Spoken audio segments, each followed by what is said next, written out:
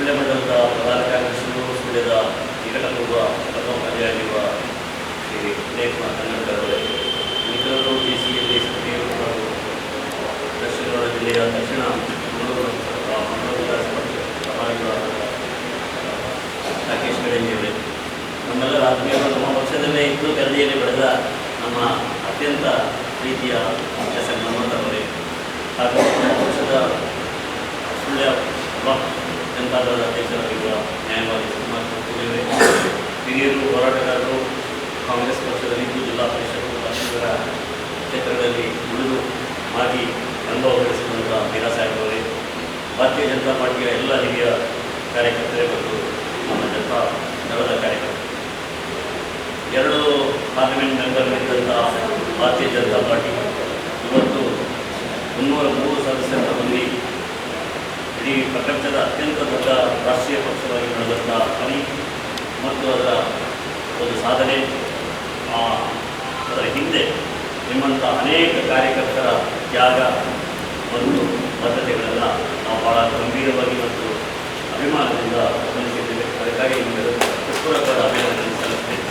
ಒಂದು ಪಕ್ಷವನ್ನು ಕಟ್ಟಬೇಕಾದ್ರೆ ಎಷ್ಟು ಕಾರ್ಯಕರ್ತರು ಎಷ್ಟು ತ್ಯಾಗ ಮಾಡಿದ್ದಾರೆ, ಎಷ್ಟು ಲಾಠಿ ಏಟನ್ನು ತಿಂದಿದ್ದಾರೆ, ಎಷ್ಟು ಜನ ಬಳ್ಳಾರಿಗೆ ಹೋಗ್ತಾರೆ ಅನ್ನೋದು ನಾವು ಇಲ್ಲಿ ಸಂಪಾದನೆಯಲ್ಲಿದ್ದಂಥ ಗೇಟನ್ನು ಮುರಿದಂಥ ದಿನಗಳು, ಅದಕ್ಕಿಂತ ಹಿಂದೆ ನಡೆದಂಥ ಅನೇಕ ಘಟನೆಗಳು, ಅದರಲ್ಲಿ ನಿಮ್ಮ ಕಾರ್ಯಕರ್ತರ ತ್ಯಾಗ ಅವೆಲ್ಲವೂ ಕೂಡ ನೋಡಿ ನಾವೆಲ್ಲ ಬೇರೆ ಬೇರೆ ರೀತಿಯಲ್ಲಿ ಸ್ಫೂರ್ತಿಯನ್ನು ಪಡೆದವು. ನಾವು ಮೂಲತಃ ಇವತ್ತು ಅನೇಕರಿಗೆ ಅನ್ನಿಸ್ತದೆ ಇವರು ಕೋಮುವಾದಿ ಪಕ್ಷಗಳೊಂದಿಗೆ ಸೇರಿಕೊಂಡಿದ್ದಾರೆ. ಆದರೆ ಕೋಮುವಾದ ಅನ್ನೋದಕ್ಕೆ ನನಗೆ ಒಬ್ಬ ಪತ್ರಕರ್ತರು ಕೇಳಿದರು, ನಿಮ್ಮನ್ನು ಕಾಂಗ್ರೆಸ್ ಅವರು ಬರಮಾಡಿದ್ದಾರೆ, ಅವ್ರು ಬರಬೇಕು, ಅವರನ್ನೆಲ್ಲ ಪಕ್ಷಕ್ಕೆ ಸೇರಿಸಿಕೊಳ್ಳೋಣ ಅಂತ ಹೇಳಿದ್ದಾರೆ, ಕೋಮುವಾದಿ ಪಕ್ಷ ಅವರಿಗೆ ನಡೆಸುವುದಿಲ್ಲ ಅನ್ನೋದನ್ನು ಮಾತನ್ನು ಹೇಳಿದರು. ಆಗ ನಾನು ಪತ್ರಕರ್ತರಿಗೆ ಕೇಳಿದೆ, ಕೋಮುವಾದ ಅನ್ನೋದನ್ನು ವ್ಯಾಖ್ಯಾನ ಮಾಡಿ, ಯಾವುದು ಕೋಮುವಾದ, ನಮ್ಮನ್ನು ಯಾರು ಕರೀತಾ ಇದ್ದಾರೆ ಕಾಂಗ್ರೆಸ್ ಅವರು ಕೋಮುವಾದಿಗಳು ಅಲ್ಲವೇ ಅನ್ನೋದನ್ನು ಅವರು ಮೊದಲು ಆತ್ಮಾವಲೋಕನ ಮಾಡಿಕೊಳ್ಳಿ ಅಂತ ಹೇಳುವಂಥ ಮಾತನ್ನು ಹೇಳಿದರು. ಇವತ್ತು ನಮ್ಮ ಜಿಲ್ಲೆಯ ಪರಿಸ್ಥಿತಿ ನೋಡಿದರೆ ಇದೇ ಈ ಕಟ್ಟಡ ಇರುವಂಥ ಜಾಗ ಒಂದು ಕಾಲದಲ್ಲಿ ಬಾಳೆಗುತ್ತಿ ಒಂದು ಮೈದಾನ ಸುಳ್ಯದಲ್ಲಿ ಏನು ಕಾರ್ಯಕ್ರಮ ಅಂತ ಇಲ್ಲಿ ಅನೇಕ ದಿವಸ ಗೊತ್ತಿರಲಿಲ್ಲ. ನಾನು ಶಾಲಾ ಪಾಲಕನಾಗಿ ಆಗ ಲೋಕಸಭೆಗೆ ಚುನಾವಣೆ ನಡೆಯಿತು.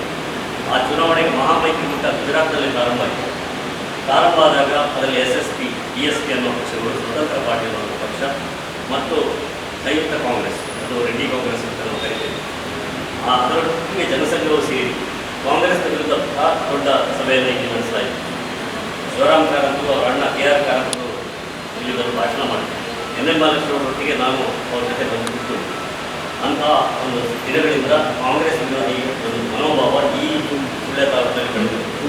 ಅದರ ನಂತರ ಸ್ವತಂತ್ರ ಪಕ್ಷ, ಇಲ್ಲಿ ಯಾರಿಗೂ ತಿಳಿಯದೇ ಇರುವಂಥ ಸ್ವತಂತ್ರ ಪಕ್ಷ, ನೀಲಿ ಧ್ವಜ ಮಧ್ಯದಲ್ಲಿ ನಕ್ಷತ್ರ ಇತ್ತು, ಅಂಥ ಸ್ವತಂತ್ರ ಪಕ್ಷ ಇಲ್ಲಿ ಗೆದ್ದು ಹೋದಂಥ ಒಂದು ಚಿತ್ರಣ ನೀವು ನೆನೆಸ್ಕೊಂಡ್ರೆ ಕಾಂಗ್ರೆಸ್ ವಿರೋಧಿಯಲ್ಲೇ ಈ ಮಣ್ಣಿನಲ್ಲಿ ಆ ಸೋಕಾಗಿ ಅಡಗಿದೆ. ಯಾಕಂದರೆ ಕಾಂಗ್ರೆಸ್ಸಿನ ದುರಾಡಳಿತವನ್ನು ಗಮನಿಸಿ ಅದಕ್ಕೆ ಪ್ರತಿರೋಧವನ್ನು ವ್ಯಕ್ತಪಡಿಸಿದ ಒಂದು ಕ್ಷೇತ್ರ ಇದ್ದರೆ ಅದು ಸುಳ್ಯ ಕ್ಷೇತ್ರ. ಯಾಕಂದರೆ ತುಮಕೂರಲ್ಲಿ ಸ್ವತಂತ್ರ ಪಾರ್ಟಿ ಬರಲಿಲ್ಲ, ಮಂಗಳೂರಿನಲ್ಲಿ ಬರಲಿಲ್ಲ, ಬೆಳ್ತಂಗಡಿಯಲ್ಲಿ ಬರಲಿಲ್ಲ, ಬೇರೆಲ್ಲೂ ಬರಲಿಲ್ಲ. ಸುಳ್ಯದಲ್ಲಿ ಸ್ವತಂತ್ರ ಪಾರ್ಟಿ ಗೆದ್ದು ಬಂತು. ಅದರ್ಥ ಸುಳ್ಯದ ಜನರು ಕಾಂಗ್ರೆಸ್ ವಿರೋಧಿಯ ಒಂದು ಮನೋಭಾವದಿಂದ ಬೆಳೆದು ರಾಜಕೀಯವಾಗಿ ವಿಶ್ಲೇಷಣೆ ಮಾಡಬಹುದು. ಆಮೇಲೆ ಜನತಾ ಪಕ್ಷಗೋಷ್ಠಿ ಹನುಮಂತರು ಮಂಡಲ ಪ್ರಧಾನ ಸಂದರ್ಭದಲ್ಲಿ ನಾವು 14ರಲ್ಲಿ 12 ಮಂಡಲವನ್ನು ನಾವು ಅದು ಜನತಾ ಪಕ್ಷದ ವತಿಯಿಂದ ಮಂಡಲ, ಕೇವಲ ಜಾಲ್ಸೂರಿನಲ್ಲಿ ಸುಧಾಕರ್ ಕಾಮತ್ ಅವರ ತಂದೆಯ ನೇತೃತ್ವದಲ್ಲಿ ಜಾಲ್ಸೂರು ಮಂಡಲ ಮಾತ್ರ ಭಾರತೀಯ ಜನತಾ ಪಾರ್ಟಿಗೆ, ಅಲ್ಲಿ ಅರಂಕೋಟದಲ್ಲಿ ದಿವಾಕರ್ ನೇತೃತ್ವದಲ್ಲಿ ಕಾಂಗ್ರೆಸ್ ಮಂಡಲ ಬಿಟ್ಟರೆ ಮತ್ತೆಲ್ಲವೂ ಜನತಾ ಪಕ್ಷದ ಮಂಡಲಗಳಾಗಿ ಅಂತಹ ಸಾಧನೆ ಮಾಡಿ ನಾವು ಪಕ್ಷವನ್ನು ಕಟ್ಟಿದ್ದೆವು. ಆದರೆ ಕಾಲದ ಪರಿಕ್ರಮಣೆ ನಾವೇನು ಮಾಡಿದ್ದೇವೆ, ಅನೇಕ ಸಂದರ್ಭಗಳಲ್ಲಿ ಭಾರತೀಯ ಜನತಾ ಪಕ್ಷಕ್ಕೆ ಕಾಮಠರು MP ಇದ್ದಾಗ ನಾವು ಬಿಟ್ಕೊಟ್ಟೆವು, ಆನಂತರ ಶ್ರೀಯಾನ್ ಅವರಿದ್ದಾಗ ಗಣೇಶ್ನವರಿಗೆ ಬಿಟ್ಕೊಟ್ಟೆವು, ಆನಂತರ ಒಮ್ಮೆ SDPI ಅವರಿಗೆ ಬಿಟ್ಕೊಟ್ಟೆವು. ಆಗ ನಮ್ಮ ಕಾರ್ಯಕರ್ತರು ವಿಚಲಿತರಾದರು. ಅನೇಕ ಜನ ನಿಮ್ಮ ಕಡೆ ಬಂದರು, ಅನೇಕ ಜನ ಕಾಂಗ್ರೆಸ್ಸಿಗೆ ಬಂದರು, ಅನೇಕರು ಪಕ್ಷದಲ್ಲಿದ್ದರು. ಆ ಒಂದು ವಿಷಯವನ್ನು ನಿರ್ಣಯಿಸ್ತೇವೆ. ಇವತ್ತು ಅನೇಕರು ಕಲ್ಪನೆ ಇದೆ, ನಮ್ಮ ಪಕ್ಷದವರಿಗಿದೆ, ನಿಮ್ಮ ಪಕ್ಷದವರಿಗಿದೆ. ಜನತಾ ಪಾರ್ಟಿ ದೊಡ್ಡ ಪಾರ್ಟಿ, ಅವರು ಜನತಾದಳವನ್ನು ಯಾಕೆ ಓಲೈಸಿಕೊಳ್ಬೇಕು, ಅವರನ್ನು ಯಾಕೆ ಹೆಚ್ಚು ಹತ್ತಿರ ಸೇರಿಸಬೇಕು ಅನ್ನೋಂಥ ಭಾವನೆ ಇರುತ್ತೆ. ಆದರೆ ಅಂಕಿಅಂಶಗಳನ್ನು ತಿಳಿಸಲಿಕ್ಕೆ ಬಯಸ್ತೇನೆ. ಇವತ್ತು ದಕ್ಷಿಣ ಕನ್ನಡ ಜಿಲ್ಲೆಯಲ್ಲಿ ನಾವು ಸಣ್ಣ ಪಕ್ಷ ಆಗಿರ್ಬೋದು, ನಮ್ಮ ಕಾರ್ಯಕರ್ತರ ಸಂಖ್ಯೆ ಆಗಿರ್ಬೋದು, ನಮ್ಮ ಮತದಾರರ ಸಂಖ್ಯೆ ಕಡಿಮೆ ಇರ್ಬೋದು. ಆದರೆ ಇಷ್ಟೊಂದು ಜನ ಕಾರ್ಯಕರ್ತರಿದ್ದಾರಲ್ಲ, ಕಳೆದ 40 ವರ್ಷಗಳಿಂದ ನನ್ನನ್ನು ಸೇರಿಸಿ ಯಾವುದೇ ಸರ್ಕಾರ ಬಂದು ನಾವು ಅಧಿಕಾರ ಕಟ್ಟಿಕೊಳ್ಳಿಲ್ಲ, ಯಾವುದೇ ಆಮಿಷಗಳಿಗೆ ಬಲಿಯಾಗಲಿಲ್ಲ. ನಿಷ್ಠಾವಂತರಾದ ಕಾರ್ಯಕರ್ತರು ನಾವು ಉಳಿಸಿಕೊಂಡಿದ್ದೇವೆ. ಯಾವುದೇ ಸಂಪನ್ಮೂಲ ಇಲ್ಲದೆ ಕೆಲಸ ಮಾಡಿದ್ದೇವೆ. ಅಂದರೆ ಯಾವುದೇ ಚುನಾವಣೆಗಳು ಬಂದಾಗ ನಿಮಗೆ ಗೊತ್ತಿದೆ ಇವತ್ತಿನ ವ್ಯವಸ್ಥೆ ಹೇಗಿದೆ. ಆ ವ್ಯವಸ್ಥೆಯನ್ನು ಕಾಯ್ದ ಕೂತ್ಕೊಳ್ಳುವಂಥ ಕಾರ್ಯಕರ್ತರು ಇರ್ತಾರೆ. ಆದರೆ ಯಾವುದಕ್ಕೂ ಬಲಿಯಾಗದೆ ನಮ್ಮ ಪಕ್ಷ, ನಮ್ಮ ಧ್ವಜ. ಈ ಕಾರಣಕ್ಕಾಗಿ 40 ವರ್ಷಗಳಿಂದ ಒಂದೇ ಪಕ್ಷದಲ್ಲಿರುವಂಥ ಸಾವಿರಾರು ಕಾರ್ಯಕರ್ತರು ಇವತ್ತು ನಾವು ಇದ್ದೇವಲ್ಲ, ಅದೇ ನಮ್ಮ ಆಸ್ತಿ. ಅಂಥ ಒಂದು ನಿಷ್ಠಾವಂತ ಕಾರ್ಯಕರ್ತರ ಪಡೆ ನಮ್ಮಲ್ಲಿದೆ. ಅನೇಕ ಎಂತ ಮಾಡುತ್ತಾರೆ, ನಮ್ಮನ್ನು ಬರುವುದಿಲ್ಲ. ಆದರೆ ನಾವು ಪಾರ್ಟಿ ಇವತ್ತು ನಾವು ಆ ಎಲ್ಲ ಜನರ ಒಟ್ಟಿಗೆ ಸೇರಿಸ್ತೇವೆ. ಮತ್ತು ರಾಜ್ಯದ ಮಟ್ಟಿಗೂ ಅಷ್ಟೇ. ನಾವು 19 ಸೀಟ್ನಲ್ಲಿ MLA ಸೀಟ್ನಲ್ಲಿ ಗೆದ್ದಿದ್ದೇವೆ. 39 ಸೀಟ್ನಲ್ಲಿ ನಾವು 2ನೇ ಸ್ಥಾನದಲ್ಲಿದ್ದೇವೆ. 3ನೇ ಸ್ಥಾನ BJP. 18 ಸ್ಥಾನಗಳಲ್ಲಿ ಮತ್ತೆ ನಾವು 3ನೇ ಸ್ಥಾನದಲ್ಲಿದ್ದರೂ ಆ 2ನೇ ಸ್ಥಾನದಲ್ಲಿರುವ ಹತ್ತಿರ ಇದ್ದೇವೆ. ಅಂದರೆ 18 ಲೋಕಸಭಾ ಕ್ಷೇತ್ರಗಳಲ್ಲಿ ನಮ್ಮ ಹೊರತಾಗಿ ಯಾರಿಗೂ ಗೆಲ್ಲಲಿಕ್ಕೆ ಸಾಧ್ಯ ಇಲ್ಲ. ಆ ಕಾರಣದಿಂದಾಗಿ ನಮ್ಮ ಜಿಲ್ಲೆಯಲ್ಲಿ ಇರುವಂಥ JDS ಮತ್ತು BJP ಕಾರ್ಯಕರ್ತರು ಒಂದಾದರೆ ಒಂದು ಸಂಕೇತ ಹೋಗ್ತದೆ, ಒಂದು ಸಂದೇಶ ಹೋಗ್ತದೆ. ಕಲಬುರಗಿ, ಬಿಜಾಪುರ, ಚಿತ್ರದುರ್ಗ ಎಲ್ಲೆಲ್ಲಿ ಸಮಸ್ಯೆಗಳಿವೆ ಅಲ್ಲಿಗೂ ಒಂದು ಸಂದೇಶ ಹೋಗ್ತದೆ. ಯಾರು ಇವತ್ತು ನಮ್ಮಲ್ಲಿ ವೀರ ಸಾಹೇಬರಿದ್ದಾರೆ, ಇದ್ದಾರೆ, ಮೊಟ್ಟೆಗಾರ ಸೀಫ್ ಇದ್ದಾರೆ, ಆ ಕಡೆ ಚೋಮ ನಮ್ಮ ಪರಿಶಿಷ್ಟ ಜಾತಿ ಅಧ್ಯಕ್ಷರಿದ್ದಾರೆ, ರೋಹನ್ ಪೀಟರ್ ಇದ್ದಾರೆ. ಹೀಗೆ ಅಲ್ಪಸಂಖ್ಯಾತರು ಕೂಡ ಇಲ್ಲಿ ಬಂದಿದ್ದಾರೆ. ಅಲ್ಪಸಂಖ್ಯಾತರು ಜೋಡಿಸಿಕೊಂಡು ಹೋಗುವಾಗ ಇದು ಪತ್ರಿಕೆಗಳಲ್ಲಿ ಕಲ್ಪನ ಆದಾಗ ಯಾವ ಜಿಲ್ಲೆಯನ್ನು ಸೂಕ್ಷ್ಮ ಜಿಲ್ಲೆ ಅಂತ ಭಾವಿಸ್ತಾರೆ ಅಥವಾ ಆರೋಪಿಸ್ತಾರೆ, ಆ ಆರೋಪ ನಿಮ್ಮ ಮೇಲಿಂದ ನಿವಾರಣೆ ಆಗ್ತದೆ. ನಾವೆಲ್ಲ ಜೊತೆಯಾಗಿ ಹೋಗ್ತೇವೆ. ಬೆಂಗಳೂರಲ್ಲಿ ಅವರೆಲ್ಲ ಹಿಂದುತ್ವದ ಒಂದು ಪ್ರಯೋಗಶಾಲೆಯಲ್ಲೇ ಇವತ್ತು ಎಲ್ಲ ವರ್ಗದಲ್ಲೂ ಜೊತೆಯಲ್ಲಿದ್ದಾರೆ ಅನ್ನುವಂಥ ಒಂದು ಸಂದೇಶ ಇಡೀ ರಾಷ್ಟ್ರದಲ್ಲೇ ಅದು ಪ್ರಚಾರ ಆಗ್ತದೆ ಮತ್ತು ಹೆಚ್ಚು ಶಕ್ತಿಯನ್ನು ತುಂಬುತ್ತದೆ. ಈ ಒಂದು ಕಳಂಕವನ್ನು ನಿವಾರಿಸ್ತದೆ. ಆದ್ದರಿಂದ ಈಗ ನಾವು ಒಟ್ಟಾಗಿ ಹೋಗುವಂಥದ್ದು, ನಮ್ಮನ್ನು ಸೇರಿಸಿಕೊಳ್ಳುವಂಥದ್ದು ಅದು ನಿಮ್ಮ ಜವಾಬ್ದಾರಿಯಾಗಿದೆ ಅನ್ನೋದು ಸೂಕ್ಷ್ಮ ಹೇಳ್ತಾ ನಮ್ಮ ಕಾರ್ಯಕರ್ತರು ನಿಮ್ಮ ಜೊತೆ ಬರ್ತಾರೆ. ನನಗೆ ಗೊತ್ತಿದೆ ನಿಮ್ಮಲ್ಲಿ ಪೇಟ್ಗಳು ಹೋಗಿದ್ದಾರೆ, ನಿಮ್ಮಲ್ಲಿ ಶಕ್ತಿ ಕೇಂದ್ರಗಳಿವೆ, ನಿಮ್ಮಲ್ಲಿ ವ್ಯವಸ್ಥಿತವಾಗಿ ಕಾರ್ಯಕ್ರಮಗಳು ಜೋಡಣೆಯಾಗಿದೆ. ತಾರೀಕಿನಿಂದ ಹಿಡಿದು ಎಲ್ಲವನ್ನು ನೀವು ನಿರ್ವಹಿಸ್ತೀವಿ. ಆ ಸಿಸ್ಟಮ್ಗಳನ್ನು ನಾವು ಮಾಡಿಕೊಳ್ಳಬೇಕು. ಖಂಡಿತವಾಗೂ ಅದನ್ನು ಹಸ್ತಕ್ಷೇಪ ಮಾಡೋದು. ಎಲ್ಲೆಲ್ಲಿ ನಮ್ಮನ್ನು ನೀವು ಬಳಸಲಿಕ್ಕೆ ಸಾಧ್ಯ ಇದೆ ಆದಷ್ಟು ಬಳಸಿಕೊಂಡು ನಾವು ಜೊತೆಗೆ ಕೆಲಸ ಮಾಡೋದು. ಇವತ್ತು ನನಗೆ ಭಾಳ ಆಶ್ಚರ್ಯ ಆದದ್ದು, ನಾನೊಬ್ಬ ಸಾಮಾನ್ಯವಾಗಿ ಸಾಮಾಜಿಕ ಜಾಲತಾಣದಲ್ಲಿ ಸಕ್ರಿಯನಾಗಿರೋದು. ನನಗೆ ಆಶ್ಚರ್ಯ ಆದರೂ ನೀವು ಇಷ್ಟೆಲ್ಲ ಶಕ್ತಿ ಇದ್ದರೂ ಕೂಡ ನಮ್ಮ ಸಂಸದರು ಅನಿಲ್ ಕುಮಾರ್ ಕಟೀಲ್ ಬಗ್ಗೆ ಭಾರಿ ಟ್ರೋಲ್ ಮಾಡಿದ್ರು. ಭಾಳ ಕೆಟ್ಟದಾಗಿ ಬರೋದು. ಅದರಲ್ಲಿ ನಿಮ್ಮವರು ಇದ್ದಾರೆ, ಅದು ದುರಂತ. ನಮ್ಮಲ್ಲಿ ಇರ್ತಾರೆ, ನಿಮ್ಮಲ್ಲಿ ಕೂಡ ಅವರನ್ನು ಟ್ರೋಲ್ ಮಾಡಿದ್ರು ಇದ್ದಾರೆ. ಆದರೆ ನಾನು ಭಾಳ ರಾಜ್ಯದ ಮನಸ್ಸಿನ ಮೊನ್ನೆ ಅವತ್ತು ವೇದಿಕೆಯಲ್ಲಿ ಹೇಳಿದೆ ಬಗೆಗಿದ್ರು. ನನಗೆ ಹೆಮ್ಮೆ ಇದೆ, ನಮ್ಮ ಸಂಸದರು ಮಾಡಿದ ಸಾಧನೆಗಳು ಗೊತ್ತಿದೆ. ಅವರು ಒಳ್ಳೆ ಕೆಲಸ ಮಾಡಿದ್ದಾರೆ.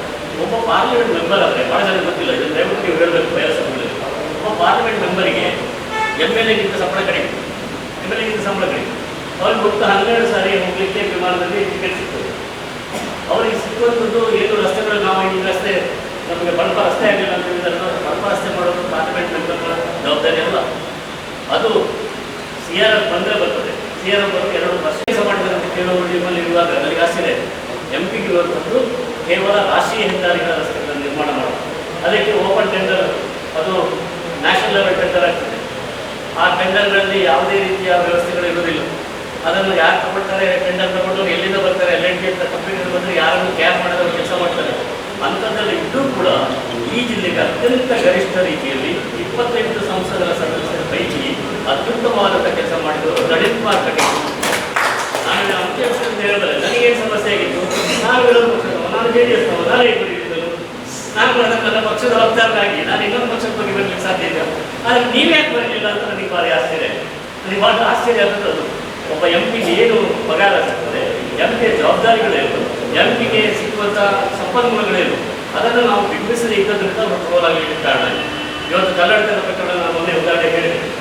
ಭಾಳ ಜನ ನಾವು ಕನ್ನಡದಲ್ಲಿ ಹೋಗ್ತೇವೆ, ಇದೇನು ಎಷ್ಟು ಸಮಯ ಇಷ್ಟ ಆಗಲ್ಲ ಉಂಟು ಮತ್ತೆ ಆಗ್ತಾ ಇರೋದು. ಅಲ್ಲಿ ನನಗೆ ಗೊತ್ತಿದೆ ಏನಾಗಿದೆ. ಒಂದು ಕಡೆಯಿಂದ ಬೈಪಾಸ್ ಆಗಬೇಕು ಅಂತ, ಮತ್ತೊಂದು ಕಡೆಯಿಂದ ಫ್ಲೈಓವರ್ ಆಗಬೇಕು ಅಂತ LNT ಕಂಪನಿಯವರು ಅದನ್ನು ಒಪ್ಪಲಿಲ್ಲ. ಅವರು ತಕರಾರು ತೆಗೆದು ಅದು 600 ಬೇಕಿದ್ದಂಥ ಫ್ಲೈಓವರ್ 720 ಬೇಕಿಗೆ ವಿಸ್ತರಿಸಲ್ಪಟ್ಟಿದ್ದು. ಅದಕ್ಕೆ 150 ಕೋಟಿ ಹೆಚ್ಚಿಗೆ ಬೇಕಾಯಿತು. ಅದನ್ನೆಲ್ಲ ಸರಿ ಮಾಡಿದ್ದು ನಡೆಯುವ ಕಟ್ಟಿಲ್ಲ. ಇದನ್ನು ಯಾರು ಹೇಳ್ಕೊಡೋದಿಲ್ಲ. ಹಾಗಾಗಿ ಅಲ್ಲಿ ಹೋಗೋದೆಲ್ಲ ನನಗೆ ಮಾಡಿ ಚೆಕ್ ಈ MP ಬೇರೆ ಬರೋದು ಅಂತ ಬೈತಾರೆ. ಆದರೆ ಯಾಕಾಯಿತು? ಅವರು ಹೇಳಲಿಲ್ಲ, ನೀವು ಅದನ್ನು ಸಮರ್ಥನೆ ಮಾಡಲಿಲ್ಲ, ನಾವು ಚಪ್ಪಾಳೆ ಕಟ್ಟಿದ್ದೇವೆ. ಆದರೆ ಇವತ್ತು ನಾವು ಒಂದಾಗಿದ್ದೇವೆ. ನಿಮ್ಮ ಬಯಸಿನಲ್ಲಿ ನಾವು ಹೇಳ್ತೇವೆ, ನಿಮಗೆ ಮದುವೆ ಆಗುತ್ತದೆ ಇಲ್ಲ. ಇದು ಈ ರೀತಿ ಆದ ಕಾರಣಕ್ಕಾಗಿ ಹೀಗಾಯಿತು. ನಿಮ್ಮ ಕೆಲಸ ಒಳ್ಳೆಯದಾಗಿದೆ. ಇವತ್ತು ನಮ್ಮಲ್ಲಿ ಭಾಳ ಜನ ಹೇಳ್ತಾರೆ, ಕೇಂದ್ರದಲ್ಲಿ ಒಂದು 10 ವರ್ಷ ಏನಾಯಿತು, ಕರ್ನಾಟಕಕ್ಕೆ ಏನಾಯಿತು, 4.5 ಲಕ್ಷ ಆವಾಸ ಮನೆ ಕೊಟ್ಟಿದ್ದೀವಿ ಕೇಂದ್ರದಿಂದ, 48 ಲಕ್ಷ ಜನಕ್ಕೆ ಕುಡಿಯುವ ನೀರು ಕೊಟ್ಟಿದ್ದೀವಿ, ಜಲ್ ಜೀವನ್ ಮಿಷನ್ನಲ್ಲಿ 75 ಲಕ್ಷ ಜನ ಕೊಟ್ಟಿದ್ದೀವಿ, 27 ಲಕ್ಷ ಸುಕನ್ಯಾ ಖಾತೆ ಕರ್ನಾಟಕದಲ್ಲಿ, 75 ಲಕ್ಷ ಜಲ್ ಜೀವನ್ ಮಿಷನ್ನಲ್ಲಿ ಕೊಟ್ಟಿದ್ದೀವಿ ಮತ್ತು 58 ಲಕ್ಷ ರೈತರಿಗೆ ಕಿಸಾನ್ ಸಮ್ಮಾನವನ್ನು ಕೊಟ್ಟಿದ್ದೀವಿ. ಇದೆಲ್ಲ ಕೊಟ್ಟದ್ದು ಕೇಂದ್ರ ಸರ್ಕಾರ ಅಂತ ಒಂದು ಗೊತ್ತಿದೆ. ಇದನ್ನು ಹೇಳ್ಕೊಳಿಕ್ಕೆ ಯಾವ ಚಿಂತನೆ ಬೇಡ. ಅದಕ್ಕಾಗಿ ಇವತ್ತು ದೇವೇಗೌಡರಿಂದ ಕುಮಾರಸ್ವಾಮಿ ಅಂತ ರೈತ ಪರ ಹೋರಾಟದ ಪಕ್ಷ ನಿಮ್ಮ ಜೊತೆ ಸೇರಿ ಮತ್ತೆ ಸುಭದ್ರವಾದಂಥ ನಮ್ಮ ದೇಶದಲ್ಲಿ ಯಾವುದೇ ರೀತಿಯ ಭಯೋತ್ಪಾದನೆ ಇಲ್ಲದಂಥ ಎಲ್ಲರೂ ನೆಮ್ಮದಿಯಿಂದ ಬದುಕುವಂಥ ಒಂದು ಸ್ಥಿತಿಯನ್ನು ನಿರ್ಮಾಣ ಮಾಡುವಂಥ ಒಂದು ಉದ್ದೇಶದಿಂದ ನಾವು ಮೈತ್ರಿಯನ್ನು ಮಾಡಿಕೊಂಡಿದ್ದೇವೆ. ಈ ಮೈತ್ರಿ ಮೂಲಕ ಒಂದು ಹೊಸ ಶಕೆ ಪ್ರಾರಂಭ. ಮುಂದೆ ಬರುವಂಥ ಜಿಲ್ಲಾ ಪರಿಷತ್ತು, ಜಿಲ್ಲಾ ಪಂಚಾಯತ್ ಅಥವಾ ತಾಲೂಕು ಪಂಚಾಯತ್ಗಳಿರ್ಬೋದು ಮತ್ತು ಶಿಕ್ಷಕರ ಕ್ಷೇತ್ರ ಇರ್ಬೋದು, ಎಲ್ಲರಿಗೂ ಮೈತ್ರಿಗಳ ಒಪ್ಪಂದ ನಡೀತಾ ಇದೆ. ಇದೆಲ್ಲ ಆದಾಗ ನಾವು ಗ್ರಾಮಾಂತರ ಪ್ರದೇಶದಲ್ಲಿ ಒಟ್ಟಾಗಿ ಕೆಲಸ ಮಾಡುವ ಮೂಲಕ ಅಭಿವೃದ್ಧಿಯ ಒಂದು ಹೊಸ ಶಕೆಯನ್ನು ಪ್ರಾರಂಭಿಸಲು ಸಾಧ್ಯ ಇದೆ. ಅದಕ್ಕಾಗಿ ನಾವು ನಿಮ್ಮ ಜೊತೆ ಇದ್ದೇವೆ. ನಾವು ಟೀಕಿಸಿದ್ದೇವೆ ನಿಮ್ಮನ್ನು, ಇನ್ನು ಬಹುಶಃ ಟೀಕಿಸುವಂಥ ಸಂದರ್ಭಗಳಿರ್ಬೋದು. ಅದು ವೈಯಕ್ತಿಕವಾಗಿರ್ತದೆ, ಒಂದು ವಿಚಾರದ ಆಧಾರದಲ್ಲಿರ್ತದೆ. ಸಿದ್ಧಾಂತಗಳನ್ನು ನಾವು ಮನೆಯಲ್ಲಿರ್ತೇವೆ. ಇಲ್ಲಿ ನಮಗೆ ಬೇಕಾಗುವುದು ಒಂದು ಹೊಸ ಬದಲಾವಣೆ ಮತ್ತು ಈ ದೇಶದ ಅಭಿವೃದ್ಧಿ, ದೇಶದ ಐಕ್ಯತೆ ಸಮಗ್ರತೆಗಾಗಿ ಒಂದು ಹೊಸ ಒಂದು ಶಕೆಯನ್ನು ಆರಂಭಿಸುವುದಕ್ಕೆ ನರೇಂದ್ರ ಮೋದಿಯವರ ಕೈಬೆತ್ತರಿಸುವಂಥ ಒಂದು ನಿರ್ಧಾರದಲ್ಲಿ ಗೊತ್ತಾಗಿದ್ದೇವೆ. ನಾವು ಕೆಲಸ ಮಾಡೋಣ. ಬಯಲುಸೀಮೆಗಳಲ್ಲಿ ನಿಮ್ಮ ಪಟ್ಟಿ ಕೊಡಿ, ಎಲ್ಲೆಲ್ಲಿ ಇರ್ತೀರಿ, ನಮ್ಮಲ್ಲಿ ಯಾರ್ಯಾರು ಸಾಧ್ಯ ಇದೆಯೋ ಅವರೆಲ್ಲ ಅಲ್ಲಿ ಭಾಗವಹಿಸ್ತಾರೆ. ಯಾವ ರೀತಿಯಲ್ಲಿ ನೀವು ನಮ್ಮನ್ನು ಸೇರಿಸಿಕೊಳ್ತೀರಿ ಅದು ನಿಮ್ಮನ್ನು ಬಿಟ್ಟಿದೆ. ಆದರೆ ನಾವೆಲ್ಲರೂ ಕೂಡ ಪ್ರಾಂಜಲ ಮನಸ್ಸಿನಿಂದ ಯಾವುದೇ ನಿರೀಕ್ಷೆಗಳಿಟ್ಟುಕೊಳ್ಳದೆ ಇದರಲ್ಲಿ ಕೆಲಸ ಮಾಡ್ತೇವೆ. ಇದು ದೇಶದ ಐತಿಹಾಸಿಕ ಚುನಾವಣೆ. ಅದಕ್ಕಾಗಿ ನಾವು ಪ್ರಾಮಾಣಿಕವಾಗಿ ಕೆಲಸ ಮಾಡ್ತೇವೆ. ನಾನು ಸಿ ಜಿ ಕಾಮರಾಜರಲ್ಲಿ ಕೆಲಸ ಮಾಡಿದ್ದೇನೆ, ಕರಮಣಿ ಸಂಜಯ್ ಶೆಟ್ಟರಲ್ಲಿ ಕೆಲಸ ಮಾಡಿದ್ದೇನೆ, ಬಿ ಎಸ್ ಆಚಾರ್ಯ ನಮ್ಮ ಗುರುಗಳು ಅಂತ ನಾನು ಭಾವಿಸಿಕೊಂಡಿದ್ದೇನೆ. ನನ್ನ ಮನೆಗೆ ಬಿ ಎಸ್ ಆಚಾರ್ಯರು, ಬಿ ಎಸ್ ಶಂಕರ್ 89ನೇ ಇಸ್ವಿಯಲ್ಲಿ ಬಂದು ನೀನು ಬಿ ಜೆ ಪಿ ಬರಬೇಕು, 89ನೇ ಇಸ್ವಿ. ಬಹುಶಃ ಕೆಲವರು ಇನ್ನೂ ಹೋಗ್ತಿರಲಿಲ್ಲ. ಆಗ ನಾನು ಹೇಳಿದೆ ದೇವೇಗೌಡರು ಬಿಟ್ಟು ಬರಲಿಲ್ಲ. ಬಹುಶಃ ಅಲ್ಲಿದ್ದರೆ ನಾನು ಪಾರ್ಲಿಮೆಂಟ್ ಮೆಂಬರ್ ಆಗಲಿಕ್ಕೆ ಅಥವಾ ಟಿಕೆಟ್ ಕೇಳ್ಬೋದಾಗಿತ್ತು, ಗೊತ್ತಿಲ್ಲ. ಆದರೆ ನನಗೆ ಸಮಾಧಾನ ಇದೆ, ಹೆಮ್ಮೆ ಇದೆ. ಇವತ್ತಾದರೂ ಅವ್ರ ಜೊತೆ ಆಗಿದ್ದೆ. ಅದು ಅವರ ಒಂದು ಆಶಯ ಏನಿತ್ತು, ಆ ಬಯಕೆ ಏನಿತ್ತು, ಅದು ಇವತ್ತು ನಾವು ಜೊತೆಯಾಗಿ ಕೆಲಸ ಮಾಡುವಂಥ ಸೌಭಾಗ್ಯ ಬಂದಿದೆ. ನಿಮ್ಮೆಲ್ಲರ ಶಿಸ್ತನ್ನು ನಾವು ಮೆಚ್ಚಿದ್ದೇವೆ, ನಿಮ್ಮೆಲ್ಲರ ಕಾರ್ಯ ತತ್ಪರತೆಯನ್ನು ಮೆಚ್ಚಿದ್ದೇವೆ. ನಿಮ್ಮನ್ನು ನೋಡಿ ನಾವು ಕಲಿತೇವೆ, ನಿಮ್ಮ ಜೊತೆ ನಾವು ಇರ್ತೇವೆ. ಭಾಗೀರಥಿಯವರು ಚುನಾವಣೆಗೆ ಸ್ಪರ್ಧೆ ಮಾಡೋದಕ್ಕೆ ಮೊದಲು ನಾನು ಅವರಿಗೆ ಹೇಳಿದ್ದೆ, ನಿಮಗೆ ಟಿಕೆಟ್ ಸಿಗ್ತದೆ. ಫಸ್ಟ್ ನಾನು ಫೋನ್ ಮಾಡಿದ್ದು ನಾನೇ ಅವರಿಗೆ. ನಮಗೆ ಕೆಲವು ಸರಿ ರಾಜಕೀಯವಾದಂಥ ಲೆಕ್ಕಾಚಾರಗಳಿರ್ತವೆ. ನಾನು ಖಂಡಿತವಾಗಿ ನೀವೇ ನಿಂತಿದ್ದೆ ಟಿಕೆಟ್ ತಗೊಳ್ತೀರಿ, ಗೆಲ್ಲಬೇಕು ಅಂತ. ಇಲ್ಲೊಂದು ಅಡ್ವಾಂಟೇಜ್ ನಮಗಿದೆ. ಬೇರೆ ಸಾಹೇಬರು ಯಾವುದೊಂದು ವಿಚಾರವನ್ನು ಪ್ರಸ್ತಾಪ ಮಾಡಿದ್ದಾರೆ. ಈ ವಿಚಾರವನ್ನು ನಾನು ಅವತರಪಡಿಸ್ತೇನೆ. ಒಂದು ಭಾಳ ಗಂಭೀರವಾದ ವಿಚಾರವನ್ನು ತಿಳ್ಕೊಂಡು, ನಾವು ಹಿಂದೂ ಅಥವಾ ಇತರ ಧರ್ಮದ ಬಗ್ಗೆ ರಾಜಕೀಯವಾಗಿ ಮಾತಾಡುವಾಗ ಅದೊಂದು ಅಪಾಯಕಾರಿ ಅಂತ ಹೇಳ್ತೇವೆ. ಆದರೆ ಇವತ್ತು ಆ ರೀತಿಯ ಭಾವನೆ ಇದೆ. ಹಿಂದೂ ರಿಸರ್ಜೆನ್ಸ್ ಅಂತ ನಾವೇನು ಹೇಳ್ತೇವೆ, ಹಿಂದೂ ಪುನರುತ್ಥಾನ ಅಂತ ಹೇಳ್ತೇವೆ. ಹಾಗೆ ಎಲ್ಲ ಹಿಂದೂಗಳು ಒಂದು ಭಾವನೆಯಿಂದ ರಾಮ ಜನ್ಮಭೂಮಿಯ ನಂತರ ನಾವೆಲ್ಲರೂ ಆರಾಧಿಸಿ ಅಲ್ಲಿಗೆ ತೃಪ್ತಿ ಪಟ್ಟುಕೊಂಡಿದ್ದೇವೆ.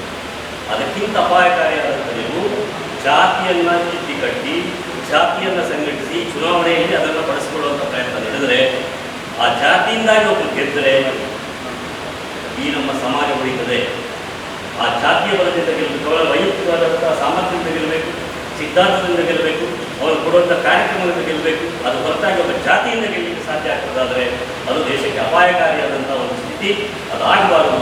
ಅದಾಗದೇ ಇರಬೇಕಾದ್ರೆ ನಮ್ಮ ಕೆಲಸ ಇನ್ನಷ್ಟು ಹೆಚ್ಚು ಪರಿಣಾಮಕಾರಿಯಾಗಿ ಪ್ರತಿಯೊಬ್ಬ ಮತದಾರರು ಮುಟ್ಟುವಂಥ ರೀತಿಯಲ್ಲಿ ಆಗಬೇಕು ಅನ್ನೋದನ್ನು ನಾನು ಒತ್ತಿ ಹೇಳಲಿಕ್ಕೆ ಬಯಸ್ತೇನೆ. ಯಾಕೆಂದರೆ ಒಮ್ಮೆ ಇವತ್ತು ಜಾತಿಯಲ್ಲಿ ಗೆದ್ದರೆ ನಾಳೆ ನಾನು ಗೌಡ, ನಾನು ಗೌಡ ಜಾತಿಯನ್ನು ಹೋಗಬೇಕು, ಅಥವಾ ನಾನು ಇನ್ನೊಂದು ಜಾತಿ, ಆ ಜಾತಿ ಆಧಾರದಲ್ಲಿ ಹೋಗುವುದು. ಇದು ದೇಶಕ್ಕೆ ದೊಡ್ಡ ದುರಂತ ಆಗ್ತದೆ. ಅತ್ತೆ, ಇದು ನನ್ನ ಬರ್ಡೇ ಗಿಫ್ಟ್. ಇದೆಲ್ಲ ಜೀವನದಲ್ಲಿ ನನಗೋಸ್ಕರ ತಗೊಂಡ್ಬಂದಿದ್ದಾರೆ. ನಿನ್ ಮೇಲೆ ತುಂಬಾ ಚೆನ್ನಾಗಿ ಕಾಣುತ್ತೆ. ಇದು ತುಂಬಾ ಚೆನ್ನಾಗಿದೆ ಅಲ್ವಾ? ತುಂಬಾ ಚೆನ್ನಾಗಿದೆ.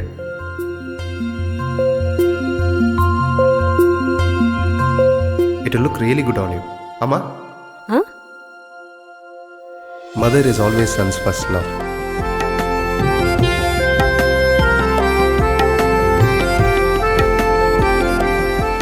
ಪ್ರತಿ ಪೀಳಿಗೆಯ ಪ್ರೀತಿಯ ಮಳಿಗೆ GL ಆಚಾರ್ಯ ಜುವೆಲ್ಲರ್ಸ್.